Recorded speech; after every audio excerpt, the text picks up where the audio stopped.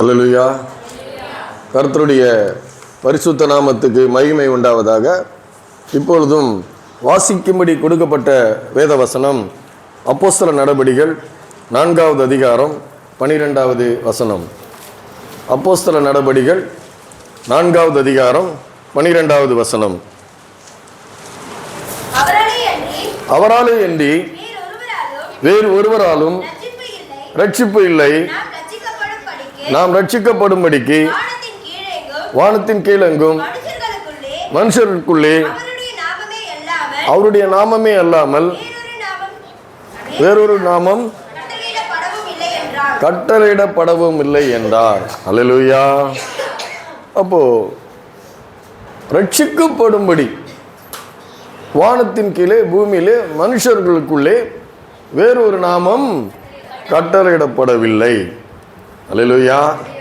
இந்த கொடுக்கப்பட்ட இந்த வேத வசனத்திலிருந்து உங்களுக்கு ஒரு சில காரியங்களை எடுத்து காண்பித்து வருகிறேன். போன வாரம் நான் உங்களுக்கு பேசினேன், பார்வைக்கு அழகு புசிப்புக்கு ஏற்றதுமாய் இருக்கிறது என்று ஏவாள் பிசாசினுடைய வஞ்சனையிலே விழுந்து தானும் புசித்து அதை ஆதாமுக்கும் கொடுக்கும் பொழுது அவர்கள் தேவனிடத்திலிருந்து துண்டிக்கப்பட்டு தேவனிடத்திலே ஒரு ஐக்கியம் இல்லாதபடி ஒரு வாழ்க்கைக்கு அவர்கள் வந்து விட்டார்கள். அல்லேலூயா. புத்தியை தெளிவிக்கிறதுமாய் இருக்கிறது, ஆனால் புத்தி பிற்பாடு கெட்டு போய்விட்டது. இது நிமித்தம் மனுஷருடைய வாழ்க்கையிலே ஒரு மரணம் வந்து விட்டது. அதாவது பாவத்தின் சம்பளம் மரணம். ஆண்டவர் சொல்றாரு, இந்த விலக்கப்பட்ட கனியை புசிக்கும் நாளிலே நீ சாகவே சாவாய். அப்போ அது மரணம் வந்து விட்டது. அப்போ மரணம் வந்து விட்டதுனால சிருஷ்டிகர்த்தா அப்பேற்பட்ட மகிமையின் தேவன் அந்த மனிதனை அப்படியே விட முடியாது. அல்லேலூயா. எத்தனை பேர் நம்ம பிள்ளை நல்லா இருக்கணும்னு புத்தி சொல்லிக்கிட்டே இருக்கோம். அது தப்பு பண்ணாலும் அதை ஏற்றுக்கொண்டு அதை புத்தி சொல்லி அவர்களுக்கு கூடவே இருந்து உதவி செய்து அவர்களை நல்ல நிலைமைக்கு கொண்டு வர்றோம். இதெல்லாம் நம்முடைய தேவனிடத்திலிருந்து நமக்கு வந்தது. நம்ம கிட்ட இருந்து தேவன் கற்றுக்கல, தேவனிடத்திலிருந்து நம்ம கற்றுக்கிட்டோம். அப்போ அந்த தேவன் அவனை அப்படியே விடாமல் அவனை ரட்சிக்க வேண்டும். அதனால தான் அவர் சொல்கிறாரு, ஸ்திரீயின் வித்தாக ஒருவர் உன் தலையை நசுக்குவார், பிசாசின் தலையை நசுக்குவார் அப்படின்னு சொல்கிறாரு. அவர் தான் இயேசு கிறிஸ்து.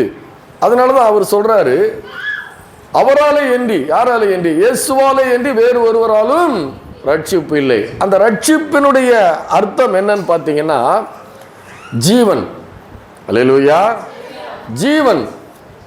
கீழ்ப்படியாமைனாலே அழிவு வந்தது, ஐக்கியம் கெட்டு போனது, உறவு கெட்டு போனது தேவனோடு கூட.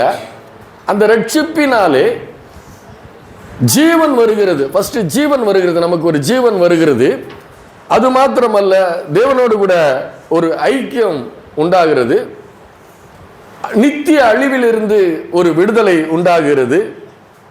அந்த ரட்சிப்பு நம்மை பாதுகாக்கிறது, நித்திய அழிவிலிருந்து நம்மை விடுதலையாக்குகிறது, நம்மை தப்புவிக்கிறது, நம்மை காப்பாற்றுகிறது. அது மாத்திரமல்ல, இந்த பூமியிலே ஒரு ஆசீர்வாதமான ஒரு வாழ்க்கை வாழ வைக்கிறது. அதுதான் ரட்சிப்பு, இயேசுவின் மூலமாய் நமக்கு கொடுக்கப்பட்டது. அப்போ இதெல்லாம் போதிக்கிறாரு, எழுதி கொடுக்கிறாரு. எழுதி கொடுத்தாலும் அந்த பாவம் என்கிற ஒரு சக்தி, அது அந்நிய சக்தி, அது அழிவின் சக்தி, அது அந்தகார வல்லமை என்ன பண்ணுது, மனுஷனை அழிவுக்கு நேராக தான் அது வழி நடத்தி கொண்டிருக்கிறது. அதனால தான் நான் சொன்னேன், அந்த சுபாவம் நமக்குள்ளே இருக்குது. அந்த சுபாவத்திலிருந்து விடுதலையாக நமக்கு போதனை அவசியம். தேவனோடு கூட ஒரு உறவு அவசியம், ஒரு ஐக்கியம் அவசியம். ஆகவே தான் நம்ம என்ன பண்ணுறோம், அவரை தினந்தோறும் ஜெபிக்கிறோம், வாரந்தோறும் இங்கே ஆராதித்து அவருடைய வார்த்தைகளை நாம் கை கொள்கிறோம். அப்போ போன தடவை நான் உங்களுக்கு எடுத்து காமிச்சேன், சம்பிரமமாய் வாழ்வது அப்படின்னு, சம்பிரமமாய் வாழ்வது என்ன அப்படின்னு எடுத்து காமிச்சேன். அது என்னன்னா, புசிப்புக்கு ஏற்றது, பார்வைக்கு அழகு, புசிப்புக்கு ஏற்றது. அதுதான் சம்பிரமமான வாழ்க்கை. அவன் என்ன நினைக்கிறான், அந்த ஐஸ்வர்யவான் என்ன நினைக்கிறான், எனக்கு கொடுக்கப்பட்டிருக்கிற காரியங்களிலே நான் பெருமையாக இருக்கிறேன், என் வாழ்க்கை இப்படி தான் இருக்கும், என் வாழ்க்கைன்னா இப்படி தான் இருக்கும், என்கிட்ட இருக்கிறது எல்லாம் சிறந்தது, நான் இப்படி தான் நான் வாழுவேன், என்கிட்ட இருக்கிறதெல்லாம் மிக உயர்ந்தது, நான் அப்படி என்னுடைய வாழ்க்கை இப்படி தான் இருக்கும் அப்படின்னு சொல்லி அவன் வாழ்ந்து கொண்டு இருக்கிறான். அங்கே தேவனுக்கு இடம் இல்லை. அதில் அது புசிப்பு குடிப்பு. தேவனுடைய ராஜ்யம் புசிப்பும் குடிப்பும் அல்ல, அது நீதியும் சமாதானமும் உள்ளது. அது பரிசுத்த ஆவியினால் உண்டாகும் சந்தோஷமுமா இருக்கிறது. பரிசுத்த ஆவியினால் உண்டாக சந்தோஷம், அதுதான் நமக்கு தேவன் நமக்கு கொடுத்திருக்கிறாரு. அந்த பரிசுத்த ஆவியானுடைய வல்லமையினால தான் நீங்கள் இப்போ அருமையான ஒரு ஆராதனையை நடத்துறீங்க, அந்த ஆராதனையில் இருந்தீங்க. அப்போ இதை விசுவாசிக்க வேண்டும். தேவன் கொடுத்ததை, தேவன் சொல்லி கொடுத்திருக்கிற காரியங்களை, எழுதி கொடுத்திருக்கிற காரியங்களை விசுவாசிக்க வேண்டும். அது மாத்திரமல்ல, நம்ம தேவனுக்கு பயப்படுகிறவர்களாய் நாம இருக்க வேண்டும். அதனால தான் நமக்கு தெரியும், புசிப்பு குடிப்பு தேவனுடைய ராஜ்யம் அல்ல, அது நீதியும் சமாதானமும் பரிசுத்த ஆவினால் உண்டாகும் சந்தோஷமா இருக்கிறது. அப்போ அந்த மாதிரி ஒரு சமாதானத்தோடு தான் அந்த தரித்திரன் லாசரு வாழ்ந்திருக்க கூடும். அதனால தான் பாருங்க, அந்த தேவன் மீது காண முடியாத தேவன் மீது ஒரு நம்பிக்கையும் ஒரு விசுவாசமும் ஒரு பயமும் ஒரு பயபக்தியோடு அந்த தரித்திரன் லாசரு வாழ்ந்ததுனால தான், காணப்படாத உலகத்திலிருந்து கொடுக்கப்பட்ட வார்த்தையை நம்பி அவன் வாழ்ந்ததுனால தான் அவன் தேவ தூதர்களால் ஆபிரகாம் மடிக்கு கொண்டு போகப்பட்டான். அல்லேலூயா. பாருங்க, அது எவ்வளவு சாதாரணமான காரியம் கிடையாது.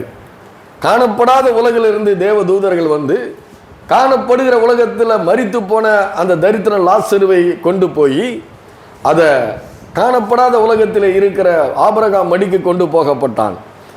அப்போ அந்த ஐஸ்வர்யவான் நரகத்தில் வேதனைப்படுகிற போது அவன் பார்க்க முடியுது, ஆபிரகாம் மடியில் இருக்கிறத பார்க்க முடியுது. பாதாளத்திலே வேதனைப்படுகிற போது அப்போ ஒரு காரியம் நடக்குது. ஆண்டவராக இயேசு தான் இதை சொல்லுகிறார். அல்லேலூயா.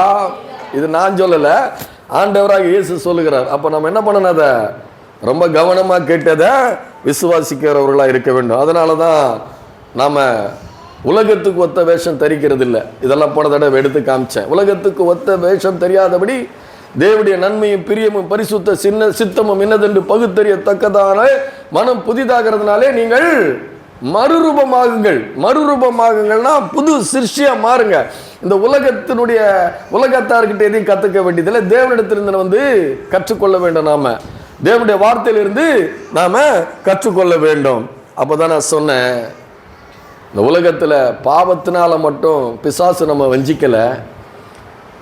ஏராளமான பாவங்கள் இருக்குது, பாவ பழக்க வழக்கங்கள் இருக்குது, பல காரியங்கள் இருக்கிறது.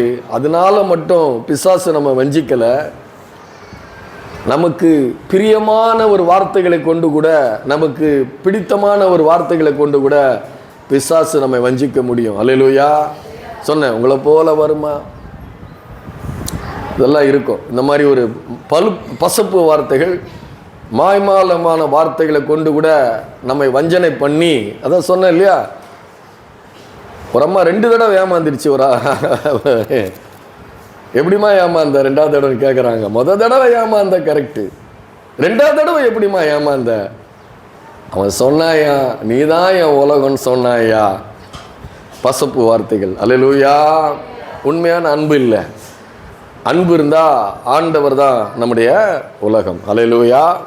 அப்போ இப்படி வந்து இந்த பசுப்பு வார்த்தைகளாலே, மயக்குகிற வார்த்தைகளாலே, நமக்கு தித்திக்கிற வார்த்தைகளாலே, நமக்கு பிடித்தமான வார்த்தைகளாலே பாவம் நம்மை வஞ்சிக்கக்கூடும். பாவ பழக்க வழக்கங்களிலிருந்து மாத்திரமல்ல, மயக்கும் வார்த்தைகள், பசப்பு வார்த்தைகளால் கூட நம்ம வஞ்சிக்கப்பட முடியும். அல்லேலூயா.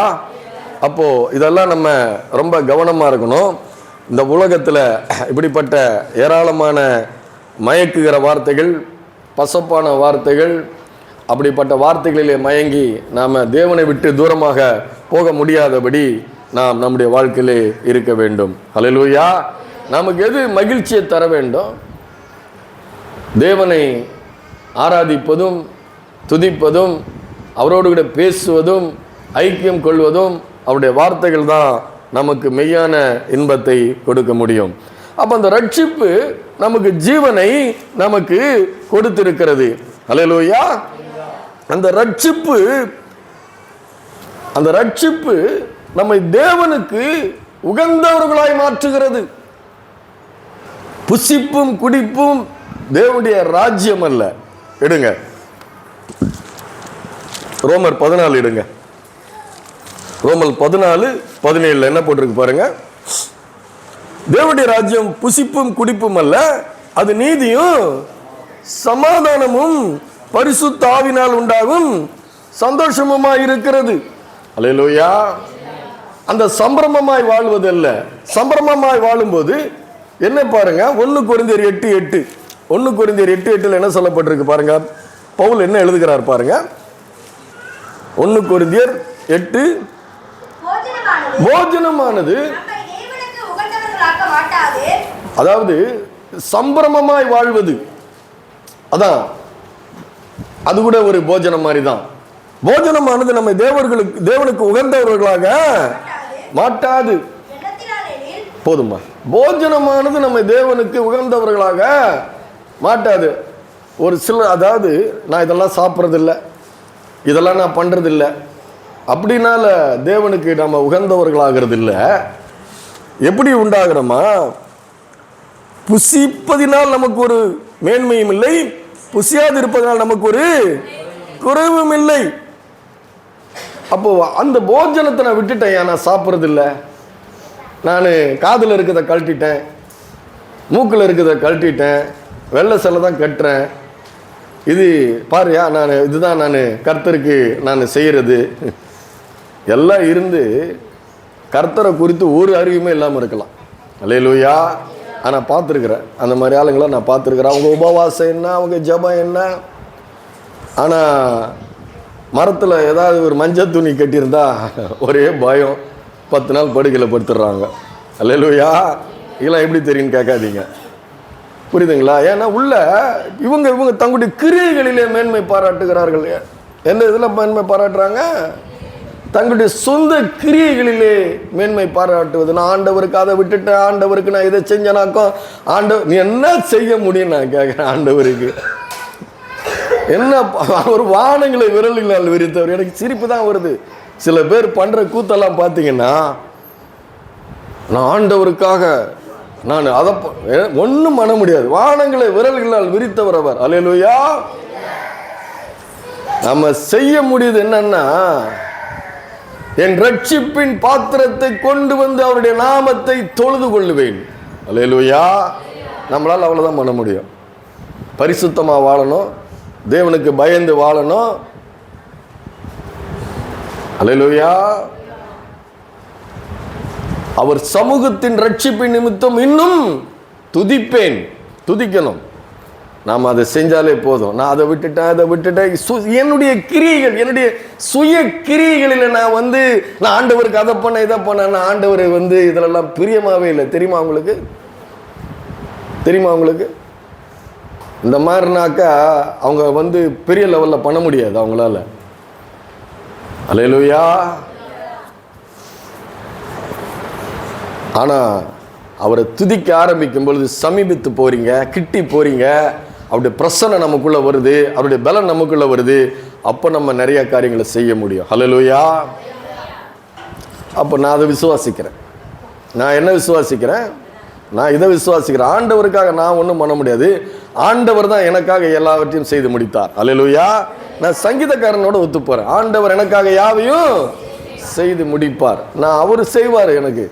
நான் என்ன பண்றேன்னா, பாவத்தில் இருக்கிறவன் அக்கிரமத்திலையும் பாவத்திலையும் மரித்து போய் என் குடும்பத்தை நடத்த முடியல, என் தொழிலை நடத்த முடியல, என் பாவத்தை விட முடியல, என்கிட்ட என் தலைமுறை சாபத்தை நீக்க முடியல, நான் என்ன பண்ண முடியும்? அவர் தான் எனக்கு ஏதோ பண்ணியிருக்கிறாரு. அல்லேலூயா.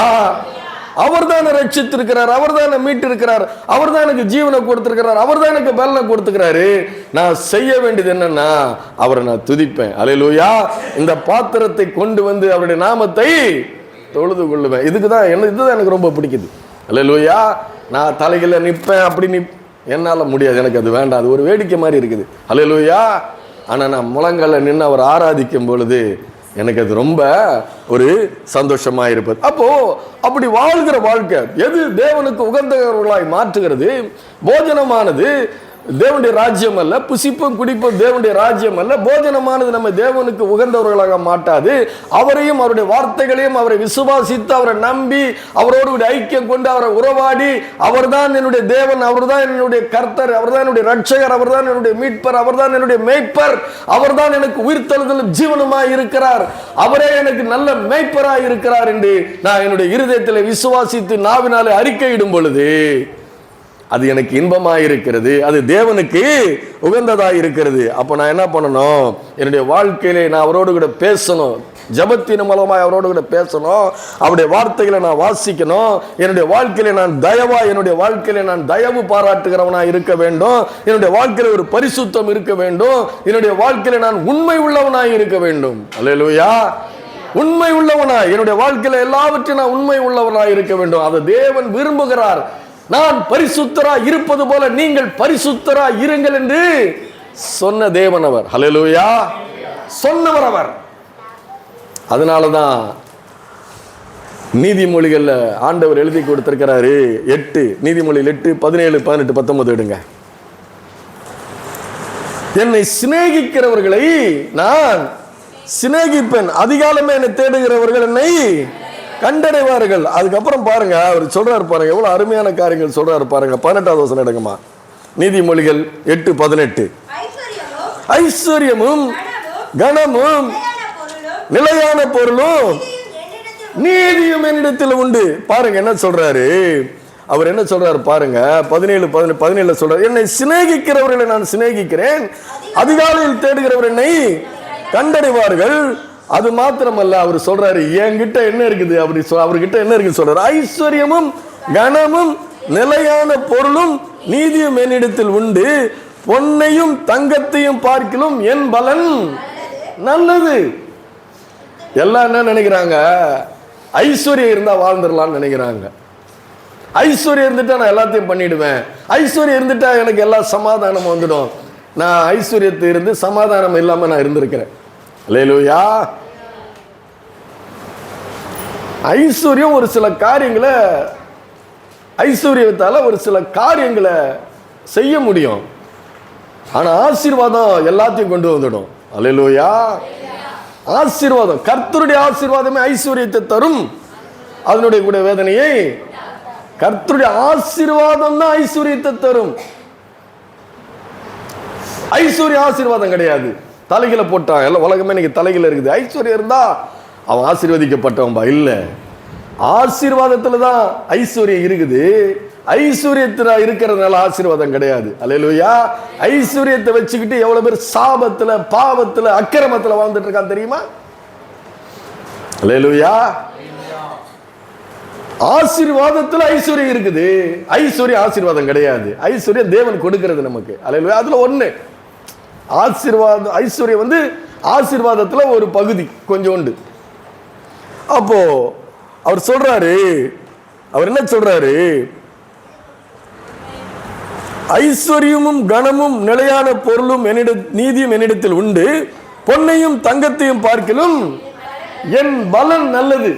அல்லேலூயா. அவர் சொல்றார் என் பலன், அதை விட என்னுடைய பலன் உனக்கு நல்லது.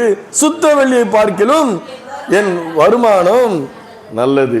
அல்லேலூயா. அப்போ நமக்கு யார் ஐஸ்வர்யம்? இயேசு தான் ஐஸ்வர்யம். அல்லேலூயா. நமக்கு யார் ஐஸ்வர்யம்? இயேசு தான் நமக்கு ஐஸ்வர்யம். அது மாத்திரமல்ல, அவர் சொல்றாரு சங்கீதம் 145:18 சொல்றாரு, தம்மை நோக்கி உண்மையாய் கூப்பிடுகிற யாவருக்கும் சமீபமாய் இருக்கிறார். அல்லேலூயா.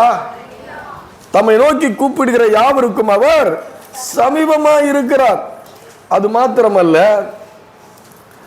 நாம நம்முடைய வாழ்க்கையிலே நாம சங்கீதம் 100:1-2 உங்களுக்கு நான் எடுத்து காமிச்சேன். சங்கீதம் 100:1-2 போன தடவை நான் உங்களுக்கு சொன்னேன். பாருங்க எது நமக்கு சந்தோஷத்தை கொடுக்குதுன்னு சொல்லிட்டு.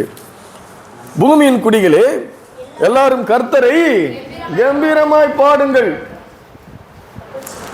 மகிழ்ச்சியோட கர்த்தருக்கு ஆராதனை செய்து ஆனந்த சத்தத்துடனே அவர் சந்நிதி முன் வாருங்கள். அல்லேலூயா. மகிழ்ச்சியோட கர்த்தருக்கு ஆராதனை செய்து ஆனந்த சத்தத்துடனே அவர் சந்நிதி முன் கொண்டாட்டம். அல்லேலூயா, கொண்டாட்டம். நல்லா கவனிக்கணும். நம்ம நித்தியத்துக்கு கொண்டு போகிற அந்த இயேசுவுக்கு நாம் என்ன பண்ணணும்? கொண்டாட வேண்டும் அவரை. ஹல்லேலூயா. உலகம் எதையோ கொண்டாடி கொண்டிருக்கிறது. ஏன்? அந்த திரவியம் உள்ளவன், அந்த ஐஸ்வர்யவானை பத்தி வேதம் என்ன சொல்லுது பாத்தீங்கன்னா, அவன் மரித்து பாதாளத்துக்கு கொண்டு போகப்பட்டான். அல்லேலூயா. அவன் எங்க கொண்டு போகப்பட்டான்? பாதாளத்துக்கு கொண்டு போகப்பட்டான். ஆனா அந்த தரித்திர லாசரு ஆபிரகாம் மடிக்கு கொண்டு போகப்பட்டான். அவன் என்ன நினைச்சிட்டான்? ஞானம் கேடகம், பிரசங்கினுடைய புஸ்தகம் 7ஆம் அதிகாரம் 12வது வசனம். பிரசங்கின் புஸ்தகம் 7வது அதிகாரம் 12வது வசனம். ஞானம் கேடகம், திரவியமும் கேடகம், ஞானம் தன்னை உடையவர்களுக்கு ஜீவனை தரும், இதுவே அறிவின் மேன்மை. திரவியம் கேடகம் அது இருக்குது, உண்மை. ஐஸ்வர்யம் ஒரு மனுஷனுக்கு அரணான பட்டணம், அதுவும் வேதத்துல போட்டிருக்குது. ஆனா அந்த ஐஸ்வர்யத்தை கொண்டு ஒரு மனிதன் தன்னுடைய வாழ்க்கையிலே ஒரு குறிப்பிட்ட காரியங்களை செய்ய முடியும். அல்லேலூயா. அது இருக்குது, அது இல்லாம இல்லை, இருக்குது. ஆனா அந்த ஐஸ்வர்யத்தை கொண்டு நித்தியத்துக்கு நம்ம போக முடியாது. அதனாலதான் நிறைய பேர் என்ன பண்ணிடுறாங்க, அதை அறியாம ஞானம் கேடகம், திரவியமும் கேடகம். ஆனா ஞானம் கேடகம், இயேசு தேவனால் நமக்கு ஞானமும் நீதியும் மீட்பும் பரிசுத்தமும் ஆனார். அப்ப அந்த திரவியத்தை கேடகமா வச்சு அந்த ஐஸ்வர்யவான் சம்பிரமமாய் வாழ்ந்து அவன் என்ன பண்றான்? பாதாளத்தில் போய் வேதனைப்படுகிறவனாய் அவன் மாறுகிறான். அப்ப அந்த திரவியம் மட்டும் இருக்குது, அது அவன் கேடகமா நினைச்சதுனால அது அர்த்தம் இல்லாததாய் பிரயோஜனமற்றதாய் அவனுக்கு போய்விட்டது. ஏன்? தீங்கு நாள் என்று ஒன்று வருகிறது. இந்த உலகத்துல தீங்கு நாள் என்று ஒன்று இருக்குது. அல்லேலூயா. மரணம் என்கிற ஒன்று எல்லாரையும் சந்திக்குது. மரணம் என்கிற ஒரு காரியம் ஐஸ்வர்யவானையும் சந்திக்கிறது, படித்தவனையும் சந்திக்கிறது, ராஜாவையும் அது சந்திக்கிறது. எல்லாவற்றையும் மரணம் சந்திக்காத மனிதனே கிடையாது. அல்லேலூயா. மரணம் ஒரு தீங்கு நாள். வேதம் சொல்லுகிறது தீங்கு நாள் என்று ஒன்று இருக்கிறது. மத்தேயு 12:41-42 பாருங்க. மத்தேயு 12:41-42 பாருங்க. யோனாவின் பிரசங்கத்தை கேட்டு நினிவே பட்டணத்தார் மனம் திரும்பினார்கள். இதோ யோனாவிலும் பெரியவர் இங்கே இருக்கிறார். ஆதலால் நியாய தீர்ப்பு நாளிலே நினிவே பட்டணத்தார் இந்த சந்ததியோடு எழுந்து நின்றவர்கள் மேல் குற்றம் சுமத்துவார்கள். அல்லேலூயா. அப்போ ஒரு காரியம் இருக்குது, தீங்கு நாள் என்று ஒன்று இருக்கிறது. அந்த தீங்கு நாள் அடுத்த வசனம் பார்த்தீங்கன்னா, தென் தேசத்து ராஜஸ்திரீ பூமியின்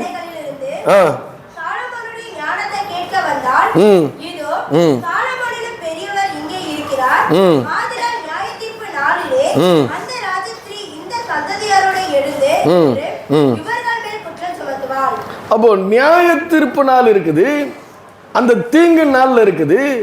அப்ப அந்த தீங்கு நாளில் அந்த நியாய தீர்ப்பு நாளில் தான் ஒரு மனிதன் மரித்து என்ன பண்றான்? அங்க பாதாளத்தில் வேதனைப்படுக அவன் போகிறான். அப்போ ஒரு மரணம் ஒரு மனிதனை சந்திக்கிறது. அந்த மரணத்துக்கு பிற்பாடு எங்க போகிறோன்றது ஒரு முக்கியமான காரியமா இருக்கிறது. அதனாலதான் சங்கீதக்காரன் சொல்லுகிறான், தீங்கு நாளில் அவர் என்னை கூடாரம் மறைவில் ஒளித்தனை வைத்தனை பாதுகாப்பார். அல்லேலூயா. அப்ப இந்த உலகத்துல தீங்கு நாள்ல ஐஸ்வர்யம் உதவாது. அல்லேலூயா. ஏற்கனவே சொல்லியிருக்கேன், பகலில் பறக்கும் அம்புக்கும் இரவில் நடமாடும் கொள்ளை நோய்க்கும் மத்தியானத்தில் பாலாக்கும் சங்காரத்துக்கும் நீ பயப்படாதிருப்பாய். அல்லேலூயா. அவர் சொல்றார், இதெல்லாம் இந்த உலகத்தில் இருக்குது. இந்த ஐஸ்வர்யத்தினுடைய கொழுப்பு மனிதனுடைய மனக்கண்களை மறைத்து, பிரகாசமுள்ள மனக்கண்களை பிரகாசம் மனக்கண்களை மறைத்து, அந்த அந்தகாரத்தின் சக்தி, அழிவின் சக்தி, இவைகளெல்லாம் இந்த உலகத்தில் இருக்கு. தீங்கு நாள் ஒன்று இருக்கு, நியாய தீர்ப்பு நாள் ஒன்று இருக்கு. அங்க இந்த ஐஸ்வர்யத்தை கொண்டு சம்பாதிக்க முடியாது, அதை அதில் தன்னை காப்பாற்றி கொள்ள முடியாது. இந்த ஐஸ்வர்யத்தை சம்பாதித்து வச்சு அதை கொண்டு தன்னை காப்பாற்ற முடியாது. ஆனா அது சங்கீதக்காரனுக்கு தெரியுது, தீங்கு நாளில் அவர் என்னை கூடாரத்தில் ஒளித்தனை மறைத்து வைத்தனை பாதுகாப்பார். அல்லேலூயா. கண்ணின் மணியை போல என்னை காத்தருளும் என்று அவர் சொல்லுகிறார். அல்லேலூயா. கண்ணின் மணியை போல என்னை காத்தருளும். அப்போ இந்த உலகத்தினுடைய பார்வையிலே தேவனற்ற ஐஸ்வர்யம், தேவனற்ற ஐஸ்வர்யம் ஒன்றுக்கும் உதவாது, அது அர்த்தமற்றது, அது பிரயோஜனம் மற்றது. அல்லேலூயா. அது மாத்திரமல்ல, அது தேவனுடைய பார்வையில், அது அல்லேலூயா, தேவனுடைய பார்வையில் அது என்னவா இருக்குது? அருவருப்பா இருப்பது, மனுஷர்களுக்குள்ளே மேன்மையா எண்ணப்படுவது தேவனுக்கு முன்பாக தேவனுடைய பார்வையிலே அருவருப்பாய் எண்ணப்படுகிறது. அல்லேலூயா. அப்ப அந்த கேடகமற்றவன் அவன். ஞானம், ஐஸ்வர்யத்தை சம்பாதிக்க ஞானம் இருக்குது, ஆனா ஞானமற்றவனாய் அவன் என்ன பண்றான்? தன்னுடைய வாழ்க்கையை அவன் அழித்து போடுகிறான். அப்ப தேவனுடைய பார்வையில் எது மேன்மையா இருக்கிறது? தேவனுடைய பார்வையில் எது மேன்மையா இருக்கிறது? அவர் சொல்றார் பாருங்க. அப்போஸ்தலர் நடபடிகள் 10வது அதிகாரம் 1-4 முடிய படிங்க. எப்படி போட்டிருக்கு பாருங்க. தேவன் எப்படி பார்க்கிறார்ன்றதை நீங்க இதுல பாருங்க. இத்தாலியா பட்டணம் என்னப்பட்ட பட்டணத்திலே 100க்கு அதிபதியாக கொர்நேலியு என்னும் பேர் கொண்ட ஒரு மனுஷன் செசரியா பட்டணத்திலே இருந்தான். அவன் தேவ பக்தி உள்ளவனும் தன் வீட்டார் அனைவரோடும் தேவனுக்கு பயந்தவனுமாயிருந்து ஜனங்களுக்கு மிகுந்த தர்மங்களை செய்து எப்பொழுதும் தேவனை நோக்கி ஜெபம் பண்ணி கொண்டிருந்தான். பகலில் ஏறக்குறைய 9ஆம் மணி நேரத்திலே தேவனுடைய தூதன் தன்னிடத்தில் வரவும் கொர்நேலியுவே என்று அழைக்கவும் பிரத்யட்சமாய் தரிசனம் கண்டு அவனை உற்று பார்த்து பயந்து, ஆண்டவரே என்ன என்றான். அப்பொழுது அவன், உன் ஜெபங்களும் உன் தர்மங்களும் தேவனுக்கு நினைப்பூட்டுதலாக அவர் சந்நிதியில் வந்து எட்டி இருக்கிறது. அல்லேலூயா. இத்தாலியா பட்டணத்திலே இவன் இஸ்ரவேல் வம்சத்தை கிடையாது, இவன் ரோம வீரன், இவன் புறஜாதி மனுஷன். ஆனா அவன் அங்க இருக்கிறான். அவன் எப்படி பட்டவனா இருக்குதான்? அவன் தேவ பக்தி உள்ளவனும் தன் வீட்டார் அனைவரோடும் தேவனுக்கு பயந்தவனுமாயிருந்து. பாருங்க, அவன் தேவ பக்தி உள்ளவனும் தன் வீட்டார் அனைவரோடும், வீட்டில் எத்தனை பேர் இருக்கிறாங்களோ அத்தனை பேரும் தேவனுக்கு பயந்தவர்களா இருந்தார்கள். அல்லேலூயா. கர்த்தருக்கு பயந்து அவர் வழியில் நடக்கிற மனுஷன் பாக்கியவான். அப்போ இதுல வேதத்தை நல்லா கவனிக்கணும். அவன் தேவனை அறியாத ஒரு ரோம பிரஜையா இருந்து அந்த தேவனை அறிந்து கொண்டு அந்த தேவனுக்கு தேவ பக்தி உள்ளவனாய் தன் வீட்டார் அனைவரோடும், யோசுவா சொல்றான், நானும் என் வீட்டாருமா வென்றால் கர்த்தரையே சேவிப்போம். பவுல் சொல்லுகிறாரு, நான் விசுவாசித்திருக்கிறவர் இன்னார் என்று அறிவேன். அப்போ அறிகிற அறிவு, தேவனை அறிகிற அறிவுக்கு விரோதமாய் எழும்புகிற எல்லா மேட்டிமையான எண்ணங்களையும் கிறிஸ்துவுக்கு கீழ்ப்படிய சிறைப்படுத்த வேண்டும் என்று 2 கொரிந்தியர் 10ஆம் அதிகாரம் 4-5 சொல்லுகிறது. அல்லேலூயா. எங்களுடைய போராயுதங்கள் மாம்சத்துக்கு ஏற்றவைகளாயிராமல் அரண்களை நிர்மூலமாக்க தேவ பலம் உள்ளவைகளாய் இருக்கிறது. அவைகளால் நாங்கள் தர்க்கங்களையும் தேவனை அறிகிற அறிவுக்கு விரோதமாக எழும்புகிற எல்லா மேட்டிமையான எண்ணங்களையும் கிறிஸ்துவுக்கு கீழ்ப்படிய சிறைப்படுத்த வேண்டும். கிறிஸ்துவினுடைய அறிவை அறிகிற அறிவின் மேன்மைக்காக எல்லாவற்றையும் குப்பையும் நஷ்டமுமாக எண்ணுகிறேன் என்று சொன்னார் பவுல் ராஜா. பவுல் சொன்னார், அல்லேலூயா. அப்போஸ்தலன் பவுல் என்ன சொன்னாரு? இயேசு கிறிஸ்துவை அறிகிற அறிவின் மேன்மைக்காக எல்லாவற்றையும் குப்பையும் நஷ்டமுமா என்ற அவர் உயர்ந்த படிப்பு, மிகுந்த செல்வந்தமான குடும்பத்தில் பிறந்தவர். ஆதியாமத்திலிருந்து மல்கியா வரைக்கும் 2 தடவை படித்தவர். WMA சொல்றாரு இல்லையா, பரிசைனிலும் பரிசைனா WMA. நான் நிறைய படிச்சிருக்கிறேன். அவரை அறிகிற அறிவுரை வேற. என்கிட்ட இருக்கிற பெருமை, ஜாதி பெருமை, குல பெருமை, ஊர் பெருமை, ஐஸ்வர்யத்தின் பெருமை, ஒரு மனுஷனுக்குள்ள இருக்கிற எல்லா பெருமைகளையும், அதை ஆவிக்குரிய பெருமையை சொத்து சொல்றேன். நிறைய பேருக்கு நீங்க ஆவிக்குரிய பெருமை இருக்கு. நான் யாரு தெரியுமா? நான் முழங்கால நின்னா எல்லாத்தையும் நான் சாதிச்சு காட்டுவேன். ஆவிக்குரிய பெருமை அது. அல்லேலூயா. என் ஊழியத்தை பத்தி தெரியுமா? ஆவிக்குரிய பெருமை. கிறிஸ்து இல்லைன்னா ஜீவன் அற்றவன். அல்லேலூயா. கிறிஸ்து இல்லாதவன் ஜீவன் அற்றவன். நமக்கு மகிமை நம்பிக்கை கிறிஸ்து தான். ஆவிக்குரிய பெருமை அதுவும் அழிக்கும். அவர் சொல்றாரு, இயேசுவை அறிகிற அறிவின் மேன்மைக்காக எல்லாவற்றையும் குப்பையும் நஷ்டமுமாக நான் எண்ணுகிறேன். அல்லேலூயா. கிறிஸ்துவை அறிய வேண்டிய விதத்தில் அறிஞ்சா, ஆரம்பத்தில் சொன்ன நானு என்ன சொன்ன நானு, அவன் தயவா இருக்கிறவன். அல்லேலூயா. எப்படி இருக்கிறவன்? தயவா இருக்கிறவன், ஒரு பரிசுத்தமான வாழ்வு வாழ்கிறவன், ஒரு உண்மையாய் வாழ்கிறவன், தேவனை சிநேகிக்கிறவன் அவன். அல்லேலூயா. தேவனை சிநேகிக்கிறவன். அவர் சொல்றார், நீ என் சிநேகிதன் என்று சொல்லுகிறார். ஆபிரகாம் என்னுடைய சிநேகிதன். வானத்துக்கு பூமிக்கு சொந்தக்காரர் சொல்ற ஆபிரகாம் என்னுடைய சிநேகிதன். சீசர்களை பார்த்து இயேசு சொல்லுகிறார், உங்களை என்னுடைய சிநேகிதர் என்று சொல்லுகிறேன். அல்லேலூயா. அப்பேற்பட்ட தேவனை எப்படி அன்பு கூறணுமா? 1 கொரிந்தியர் 8ஆம் அதிகாரம் 3வது வசனம் சொல்லுகிறது, தேவனிடத்தில் அன்பு கூறுகிறவன் எவனோ அவன் தேவனால் அறியப்பட்டிருக்கிறான். தேவனிடத்தில் நீ அன்பு கூர்ந்தா, தேவனிடத்தில் நீ உண்மையாய் வானத்தையும் பூமியை உண்டாக்கின அந்த தேவனிடத்தில் நீ உண்மையாய் அன்பு கூர்ந்தால் நீ அறியப்பட்டவன். அல்லேலூயா. யாரால் அறியப்பட்டவன்? தேவனால் அறியப்பட்டவன். அவர் உனக்கு முன்னே போய் கோணலானவளை செவையாக்கக்கூடிய வல்லமை உள்ளவர். அல்லேலூயா. உன்னுடைய அற்பமான காரியம், உன்னுடைய அற்பமான விருப்பமா இருக்கலாம், ஒரு சாதாரண விருப்பமா இருக்கலாம். நீ அன்பு கூறுகிறவனாய், தேவனிடத்தில் அன்பு கூறுகிறவனாய் இருந்தால் உன்னுடைய சாதாரண விருப்பத்தில் கூட அவர் அந்த விருப்பத்தை நிறைவேற்றக்கூடிய வல்லமை உள்ளவராக இருக்கிறார். அதுல பார்க்க ஆரம்பிங்க. அல்லேலூயா. அதுல நீங்க பார்க்க ஆரம்பிங்க. இது என்னது? இது எனக்கு பிடிக்கும், ஆனா அது அவர் விசேஷித்த விதத்தில் எனக்கு கொடுப்பாரு. நான் நிறைய அனுபவிக்கிறேன். அல்லேலூயா. நிறைய காரியங்களை நான் அனுபவிக்கிறேன். அற்பமான காரியங்கள்ல கூட நீ தேவனிடத்தில் அன்பு கூர்ந்தா அற்பமான காரியத்துல கூட உன்னை விட மாட்டார் அவரு. நாம விட்டுருவோம், விடு இதுதானே ஒன்றும் இல்லாம. ஆனா அவர் விட மாட்டாரு. அற்பமான காரியத்துல கூட சிறப்பானதை கொடுக்கிறவர் நம்முடைய தேவனாயவர் இருக்கிறார். அல்லேலூயா. அப்போ என்னிடத்தில் அன்பு கூர்ந்து என்னுடைய கற்பனைகளுக்கு என்னிடத்தில் அன்பு கூர்ந்து என்னுடைய கற்பனைகளுக்கு கை கொள்கிறவனுக்கு 1000 தலைமுறைகளுக்கு இரக்கம் பாராட்டுவேன். ரோமர்ல கூட சொல்லப்பட்டிருக்கு அன்பு கூற வேண்டும். ரோமர் 8ல கூட சொல்லப்பட்டிருக்கிறது அன்பு கூற வேண்டும் என்று சொல்லப்பட்டிருக்கிறது. அல்லேலூயா. அப்போ இந்த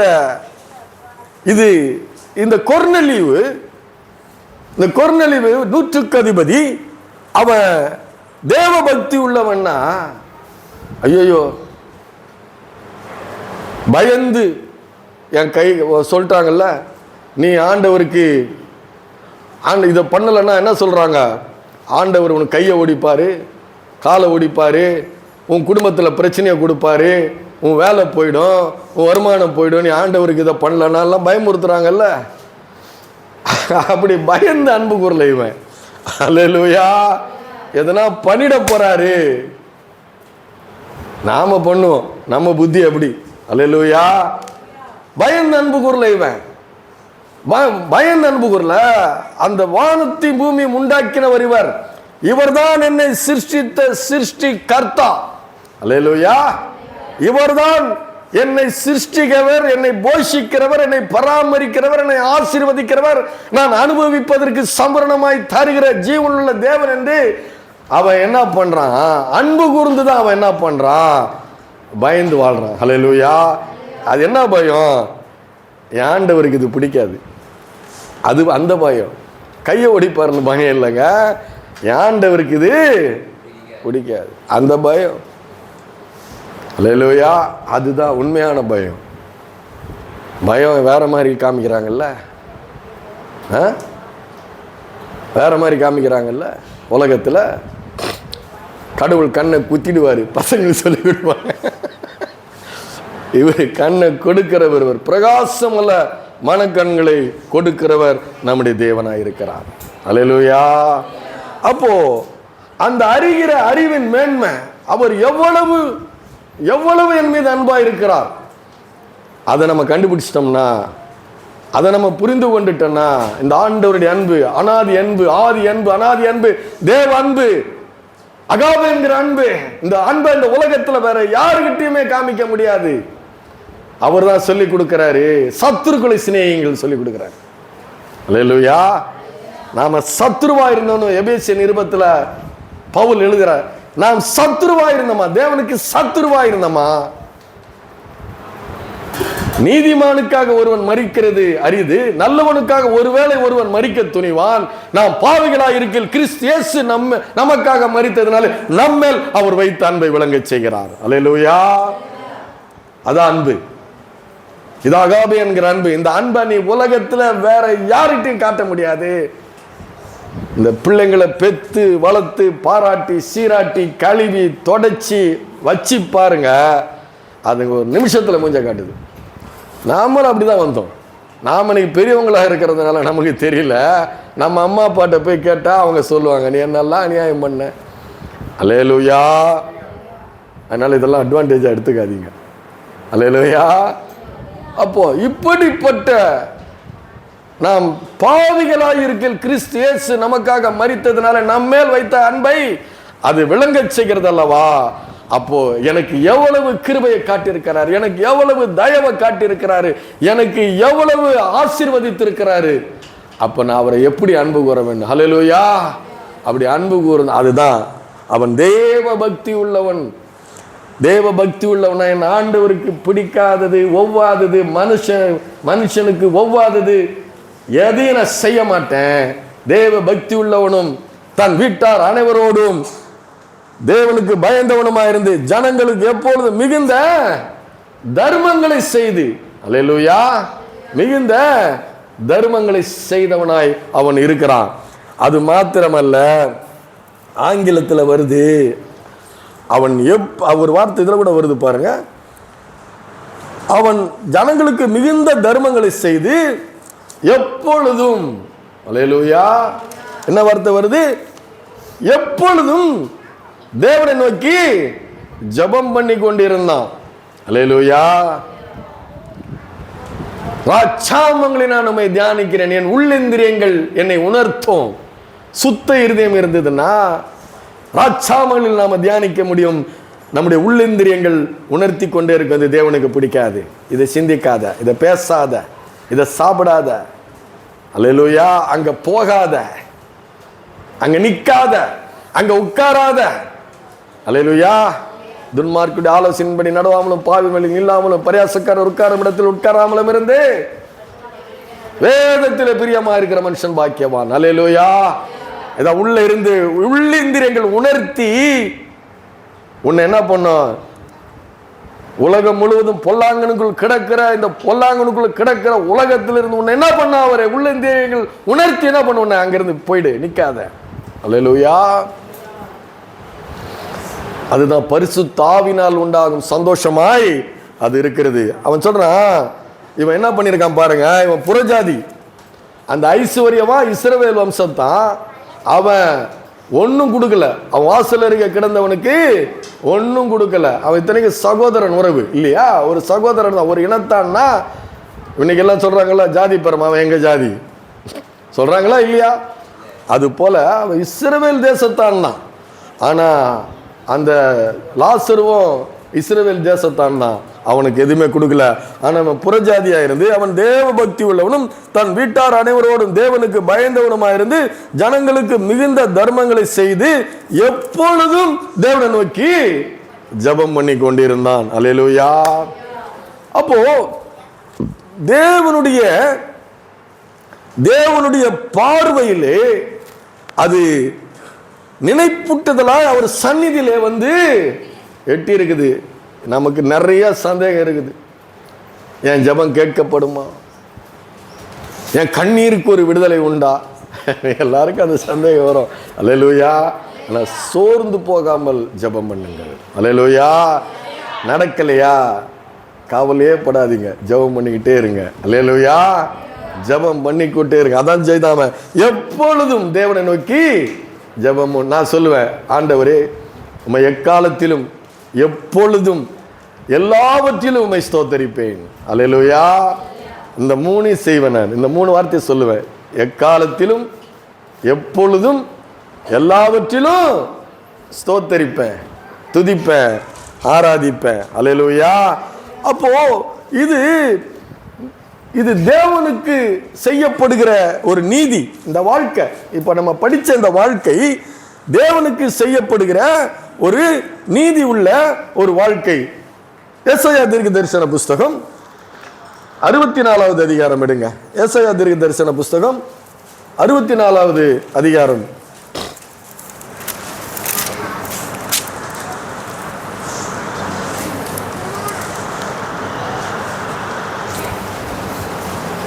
நீதியை மகிழ்ச்சியாய் செய்கிறவர்கள். அல்லேலூயா. 5ஆம் அதிகாரம் 4ஆம் அதிகாரம் பாருங்க, 4:5 பாருங்க. தேவனே உமக்கு காத்திருக்கிறவர்களுக்கு நீர் செய்பவைகளை நீரே அல்லாமல் உலக தோற்றம் முதற்கொண்டு ஒருவரும் கேட்டதில்லை, செவியால் உணர்வதும் இல்லை, அவைகளை கண்டதும் இல்லை. அதுக்கு அடுத்த வசனம் பாருங்க. மகிழ்ச்சியாய் நீதியை செய்கிறவர்களையும் உம்முடைய வழிகளில் உம்மை நினைக்கிறவர்களையும் சந்திக்கிறார்.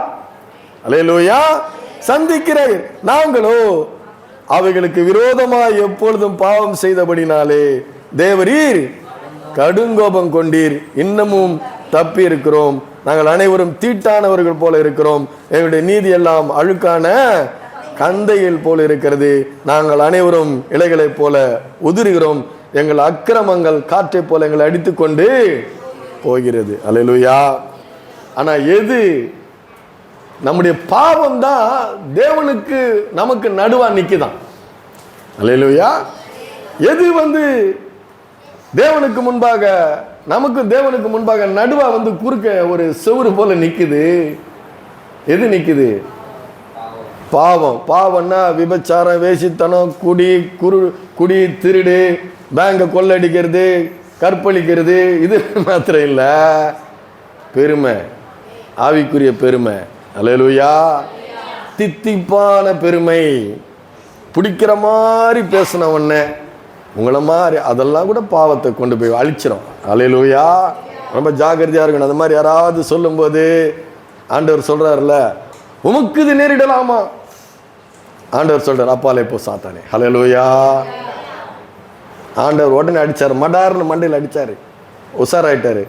இவன் நம்மளை மேலே தூக்குறான். அது உள்ளகிறது யார்? அது வேற ஆளு. அதான் சொன்னார், அப்பாலே போ சாத்தானே. அல்லேலூயா.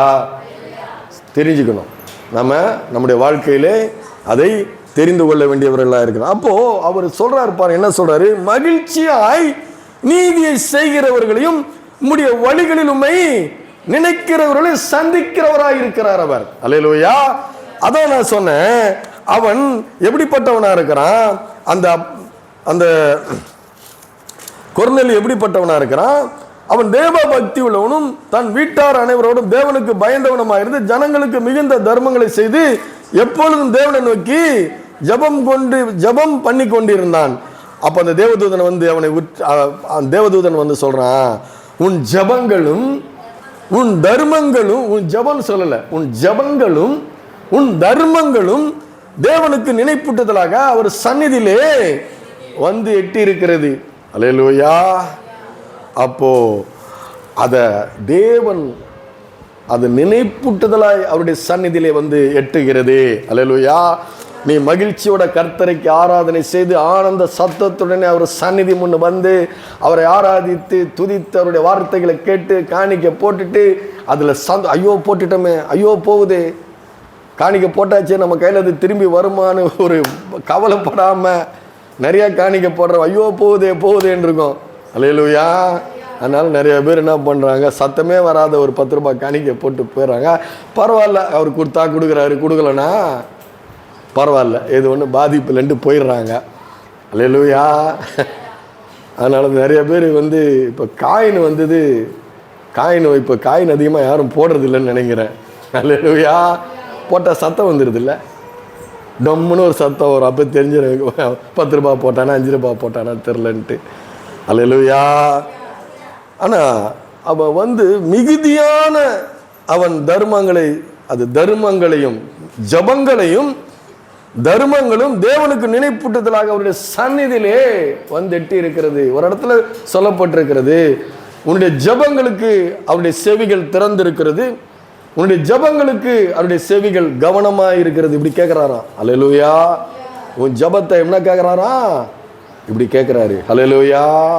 அப்பேற்பட்ட ஒரு அன்பின் தேவன் நமக்கு இருக்கிறார்.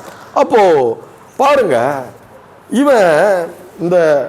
இவன் என்ன பண்றான், தர்மங்களை செய்கிறவன் நிறைய பேர் ஏழையை பரியாசம் பண்ணுகிறவர்களா இருக்கிறார்கள். அல்லேலூயா. இதெல்லாம் பொழைக்க தெரியாதுங்க சொல்றாங்களா இல்லையா? இதெல்லாம் நீங்க கேட்டதே இல்லைல்ல இந்த மாதிரி வார்த்தைங்கள. அல்லேலூயா. ஒரு அம்மா, ஒரு வயசான அம்மா, அது வடநாட்டில் இந்தியில் வந்து அவங்க மொழியில் வந்து அவங்க தேவனை ஆராதித்து பாடி பிச்சை தான் எடுக்கிறாங்க. ரொம்ப வயசானவங்க அவங்க. அந்த அம்மா என்னது, ரொம்ப வயசானவங்க அவங்க, பிச்சை எடுத்து தான் வயிற்ற கழுவிட்டு இருக்கிறாங்க.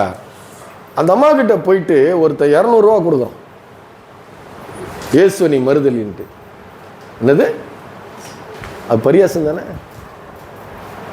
அந்த அம்மாவுக்கு 200 ரூபா கொடுத்தா அந்த கடவுளை அது மறுதளிச்சிருன்னு 200 ரூபா. இது உண்மையிலே வந்து வீடியோ எடுத்து போட்டிருந்தாங்க, நிஜமாவே எடுத்து போட்டிருந்தாங்க. 200 ரூபா கொடுத்து என்ன பண்ணா, மறுதலி, இயேசு மறுதலி. அந்த அம்மா அது போயானிடுச்சு. அல்லேலூயா. அவர் என்ன ஆண்டவர், ஏழையை பரியாசம் பண்ணுகிறார்கள். அல்லேலூயா. நீதிமொழிகள் 17:5 எடுங்க. நீதிமொழிகள் 17:5.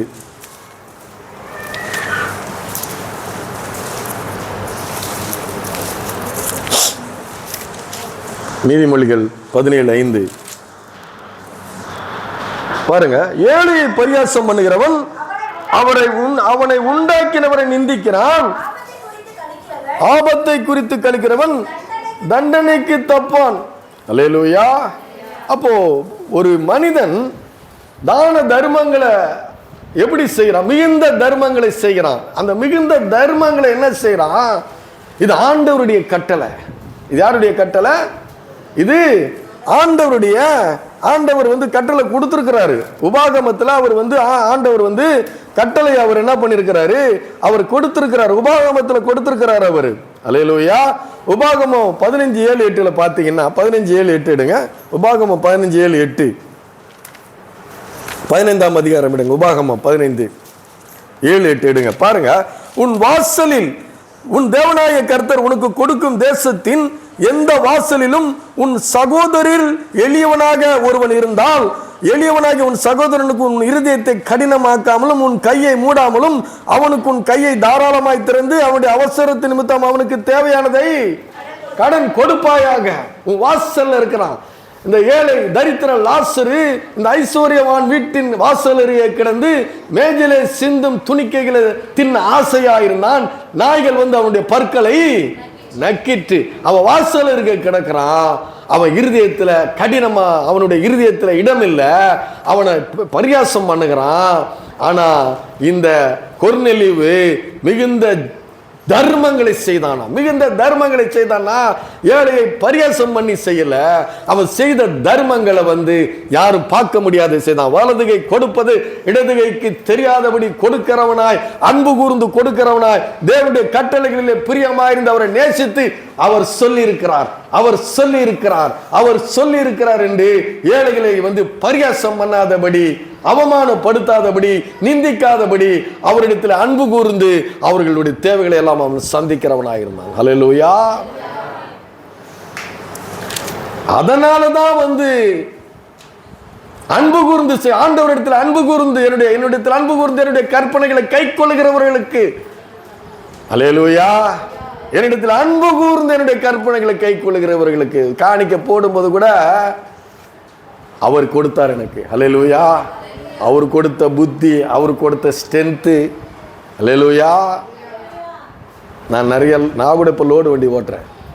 3 டன் வச்சு தோஸ்து வண்டி எடுத்துகிட்டு போவேன். ஹல்லேலூயா.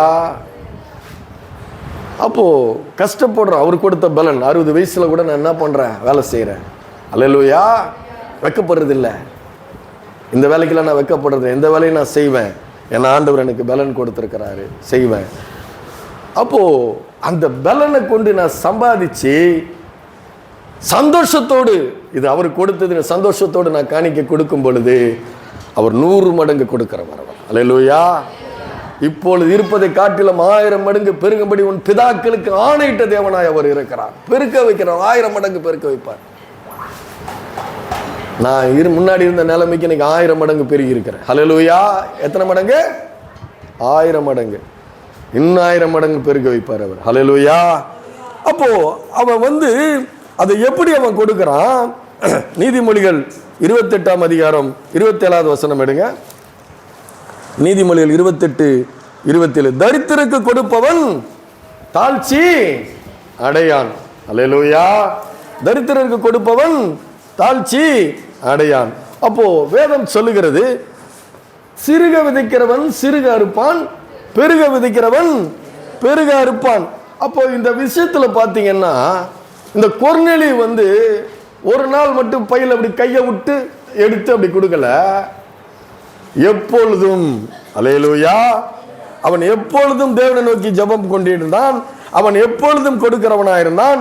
எப்பொழுதும் தேவனுக்கு பயந்தவனாயிருந்தான். அல்லேலூயா. அப்படி கொடுக்கும் பொழுதுதான் அவனுடைய ஜெபங்கள் நினைப்பூட்டுதலாய் அவர் சந்நிதியிலே எட்டினது. அல்லேலூயா. அவருடைய சந்நிதியிலே எட்டினது. அதனால அவனுக்கு என்ன கிடைச்சது பாத்தீங்கன்னா, அப்போஸ்தலர் 10:34-35 படிங்க. அப்போஸ்தலர் 10:34-35 படிங்க. அப்பொழுது பேதுரு பேசத் தொடங்கி, தேவன் பட்சபாதம் உள்ளவர் அல்ல.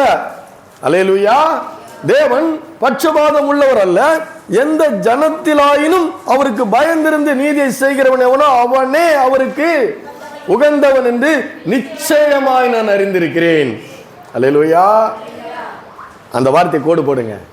நிச்சயமாய் அறிந்திருக்கிறேன். வந்துருச்சா? அறிந்திருக்கிறேன் வந்துருச்சா? நான் விசுவாசித்திருக்கிறவர் இன்னார் என்று அறிவேன், நான் ஆராதிக்கிறவர் இன்னார் என்று அறிவேன். அல்லேலூயா. இது வரணும். அவன் பேதுரு பேசுறது பார்த்தீங்களா? அதுக்கப்புறம் பாருங்க 38 படிங்க. 38 பார்த்தீங்கன்னா என்ன சொல்லப்பட்டு இருக்கிறது? நசரேயனாக இயேசுவை தேவன் பரிசுத்த ஆவியினாலும் வல்லமையினாலும் அபிஷேகம் பண்ணினார். தேவன் அவருடனே கூட இருந்தபடியினாலே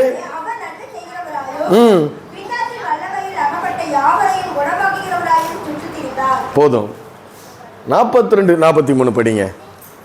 அன்றியும் அவர் உயிரோடு இருக்கிறவர்களுக்கும் மரித்தோர்களுக்கும் தேவனால் ஏற்படுத்தப்பட்ட நியாயாதிபதி என்று ஜனங்களுக்கு பிரசங்கிக்கவும் சாட்சியாக ஒப்புவிக்கவும் அவர் எங்களுக்கு கட்டளையிட்டார். அவரை விசுவாசிக்கிறவன் எவனோ அவன் அவருடைய நாமத்தினாலே பாவ மன்னிப்பை பெறுவான் என்று தீர்க்கதரிசிகள் எல்லாரும் அவரை கொடுத்து சாட்சி கொடுத்தார்கள். இந்த கொர்நேலியு தேவனுக்கு பயந்தவனாயிருந்து எப்பொழுதும் மிகுந்த தர்மங்களையும் செய்து கொண்டு எப்பொழுதும் தேவனை நோக்கி ஜெபம் செய்து கொண்டிருந்தான். அது மாத்திரமல்ல, மகிழ்ச்சியாய் அந்த நீதியை செய்தான், சந்தோஷப்பட்டு செய்தான். ஏசாயா 64 படிச்சோம் பார்த்தீங்களா? எப்படி செய்தான்? மகிழ்ச்சியோட நீதியை செய்கிறவர்கள். அல்லேலூயா. ஐயோ நான் என்ன பண்றதுன்னு தெரியலையே, என் ஆண்டவர் இதெல்லாம் செய்ய சொல்லியிருக்காருன்னு கசப்பா இல்ல, மகிழ்ச்சியாய் நீதியை செய்கிறவர்கள் அவர்கள். அல்லேலூயா. மகிழ்ச்சியாய் நீதியை செய்கிற அவன் புறஜாதியாயிருந்தோம் தேவனுடைய சந்நிதியிலே அவனுடைய ஜபங்களும் தர்மங்களும் நினைப்பூட்டுதலாய் அங்கு வந்ததுனால அவங்க என்ன பண்றாரு? தேவன் என்ன பண்றாரு? தூதனை கொண்டு சந்திக்கிறாரு. தூதரை கொண்டு சந்திச்சு பேதுருவை வர வைக்கிறாரு. பேதுருவை வர வச்சு ரட்சிப்பின் சுவிசேஷத்தை அறிவிச்சு பாவ மன்னிப்பை அறிவிச்சு அவனுக்கு ரட்சிப்பை கொடுக்கிறார். அல்லேலூயா. ஆனா அதே யூத ஜனத்துல பிறந்து லோபித்தனமா ஏழைய பரியாசம் பண்ணி அவனை அவமானப்படுத்தி அவனுக்கு ஒன்றும் செய்யாம கையை நீட்டாம அவனுக்கு ஒண்ணுமே பண்ணாம அவன் எங்க போனான்? அல்லேலூயா. அவன் எங்க போனான்? நரகத்து பாதாளத்துக்கு போய் வேதனைப்படுகிற பொழுது. அதை எடுங்க, அந்த வசனத்தை எடுங்க, முடிச்சிடுறேன். அல்லேலூயா. லூக்கா 16:23-24. லூக்கா 16:23-24. பாதாளத்திலே, அதை அண்டர்லைன் பண்ணி வைக்கணும். பாதாளத்திலே அவன் வேதனைப்படுகிற பொழுது தன் கண்களை ஏறெடுத்து தூரத்திலே ஆபிரகாமையும் அவன் மடியிலே லாசருவையும் கண்டான். தேவனை பார்க்க முடியல அவனால. அல்லேலூயா. பாதாளத்திலிருந்து ஆபிரகாமை பார்க்கறான், ஆபிரகாம் மடியில லாசருவை பார்க்கறான். அவன் தேவனை பார்க்க முடியல. அல்லேலூயா. தேவனை பார்க்க முடிஞ்சுதா? அப்படியே போட்டிருக்குது? போடல. தேவனை பார்க்க முடியல. அதான் உன்னுடைய நிலைமை. அப்பொழுது அவன் தகப்பனாகி ஆபிரகாமே, நேர் எனக்கு இறங்கி வாசல்